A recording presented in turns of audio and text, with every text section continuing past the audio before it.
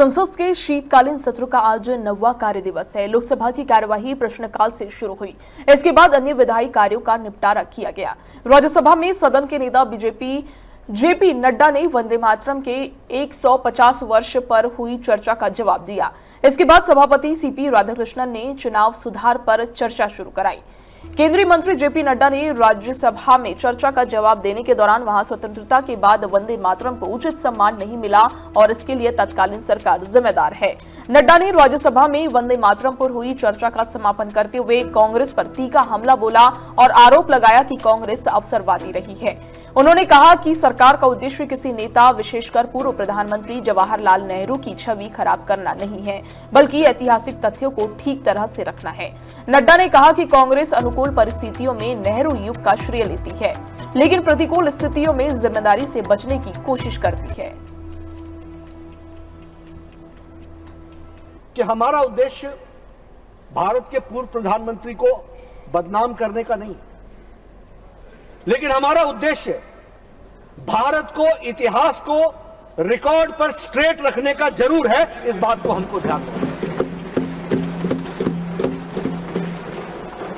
और मैं जयराम जी से यह भी कहना चाहूंगा, उनके माध्यम से सबको कहना चाहूंगा कि जब कोई घटना घटती है तो जिम्मेवार तो सरदार ही होता है।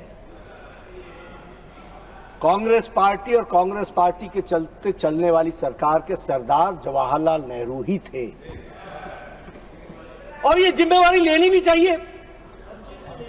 जब आपको खुशी हो तो आप उसका श्रेय लें, जब आप मुसीबत में आए तो आप श्रेय बदल डालें और आप कहें कि इसके लिए तो ये भी जिम्मेवार थे, ये भी जिम्मेवार थे, ये भी जिम्मेवार थे।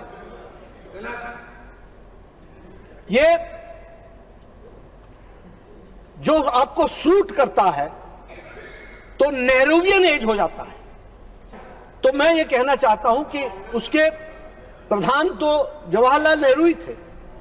आपको जब सूट करता है तो आप नेहरूवियन एज की चर्चा करते हैं, जब आपको सूट नहीं करता है तो आप सुभाष चंद्र बोस को ले आते हैं, तब आप गुरु रविंद्रनाथ टैगोर को ले आते हैं, गुरुवर रविंद्रनाथ टैगोर को ले आते हैं। यह ठीक नहीं है। अगर श्रेय लेना है तो तकलीफ में अगर देश आया तो उसकी जिम्मेवारी भी लेनी होगी। इसको भी हमको ध्यान रखना है। That responsibility you have to take.